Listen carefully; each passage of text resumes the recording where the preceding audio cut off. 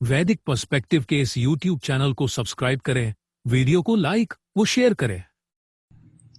ओम ऊर्ध्व उ शूनः ऊतये तिष्ठा देवा न सविता ऊर्ध्वो वाजस्य सनिता यत अंजभिः वाक्तभिः विवयामहे। ऊपर संस्थित हो भली भांति सौंदर्य पूर्वक हमारी रक्षा के लिए सर्वोत्पादक दिव्य कर्म करने वाले के समान। ऊपर है वाज का सेवन करने वाला, जिसको अंजियों द्वारा विद्वानों द्वारा हम विशेष रूप से आहूत करते हैं हमारे लिए। यह जो मंत्र लिया गया यह ऋग्वेद के प्रथम मंडल के 36वें सूक्त का 13वां मंत्र है। तो यहाँ पर जैसे ईश्वर आहूत करता है, उसी प्रकार जो विद्वान हैं उनको भी यहाँ पर बताया गया है कि धर्मयुद्ध के समय विद्वानों का यह कार्य है कि वे धर्मयुद्ध के विषय में जन सामान्य को विद्वता पूर्वक धर्मयुद्ध में सहयोग देने हेतु तैयार करें।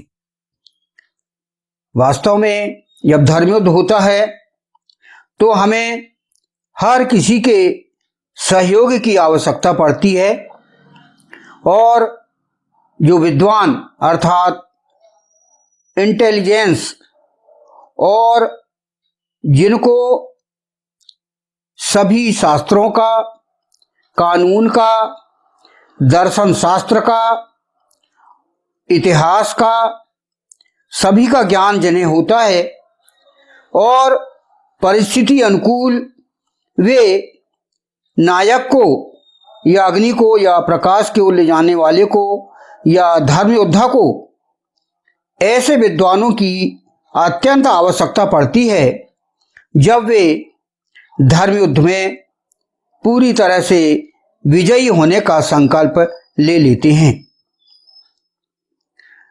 इस हेतु अनुकूल वातावरण का निर्माण करना तथा दुष्टों की दुष्टता सर्व समक्ष लाया जाना आवश्यक है, और किस परिस्थितियों में कब हमें इन विद्वानों का सहयोग लेना पड़े उसके लिए हमें जनमत भी बनाया जा सकता है, और इसके लिए हमें ये जरूरी है कि हम सभी का सहयोग लें।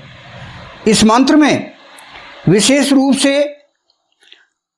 विद्वानों के सहयोग लेने की बात यहाँ पर की गई है, इसलिए हम यहाँ पर इनका उल्लेख करते हैं। साथ ही साथ इसके पूर्व के फुटनोट में अंजियों की बात की गई थी, और जो कि हमारे जीवन में ज्वलनशील और प्रकाश विकीर्णक नारियों का समावेश रहता है। जिस प्रकार त्रेता युग में दशरथ जी को कैकेयी का साथ लेना पड़ा, वे साथ में युद्ध में गईं और उन्होंने किस शौर्यता वीरता से दशरथ जी की रक्षा की, और युद्ध क्षेत्र में उन्होंने जो कला दिखाई वह उल्लेखनीय है। तो अतः धर्मयुद्ध में इन प्रकाश विकीर्णक और तेजस्वी ज्वलंत प्रेरणादायी ऐसी नारियों की भी साहस और नेतृत्व, उनके त्याग और उनके अद्भुत तेज का हम उदाहरण दे सकते हैं। तो हमें ऐसी नारियों का भी सहयोग लेना है, और साथ ही साथ यह जो कि संदर्भ चल रहा है विद्वानों का, तो विद्वानों का तो हमें साथ लेना अति आवश्यक है, और उन्हें विशेष रूप से हम उनका सहयोग लें।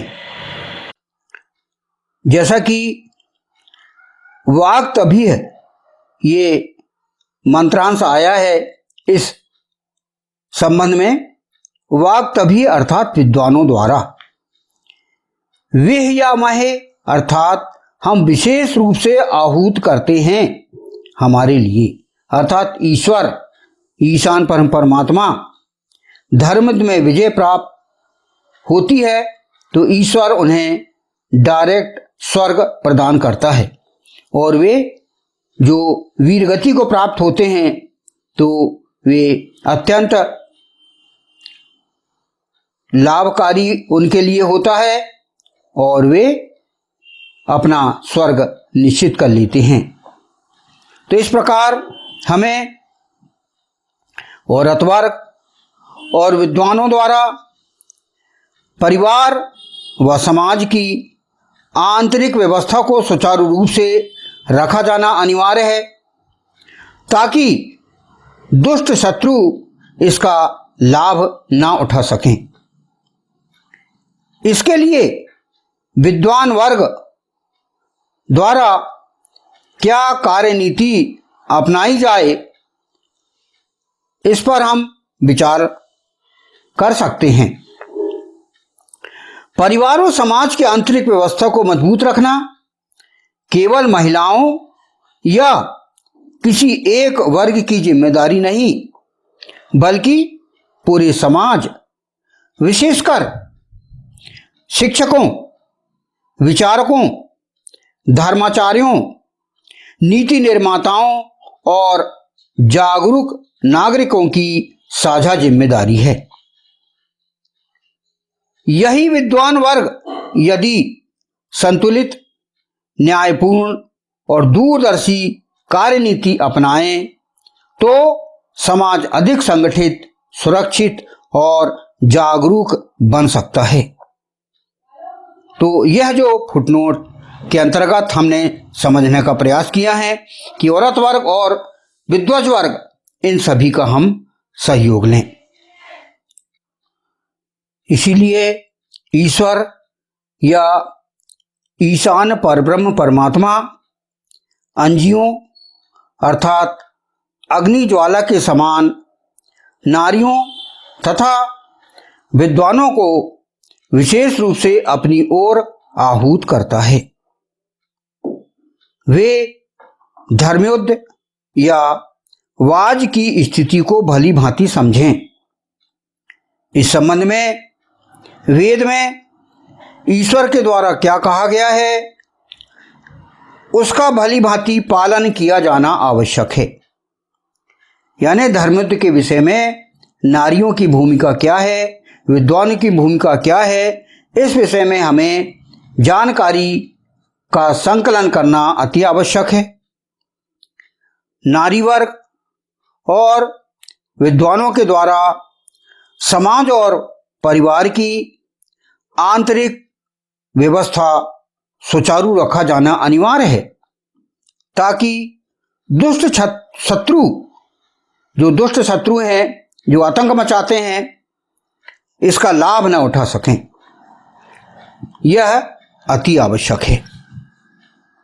तो हम वो कार्यनीति अपना सकते हैं जिससे कि हम हमारे समाज, परिवार और राष्ट्र की आंतरिक शक्तियों को व्यवस्थित रख सकें और सुरक्षा हम प्रदान कर सकें। तो विद्वानों के अंतर्गत जैसे यहाँ पर हमने बात की अभी कि ऐसे विद्वान विशेषकर शिक्षक अर्थात टीचर्स, विचारक अर्थात थिंकर्स, धर्माचार्य, नीति निर्माताओं और जागरूक नागरिकों की साझा जिम्मेदारी बनती है, और इसके लिए हम सामूहिक कार्यनीति बना सकते हैं। धर्मयुद्ध में विजय प्राप्त करने के लिए यह सभी बातें अति आवश्यक हैं।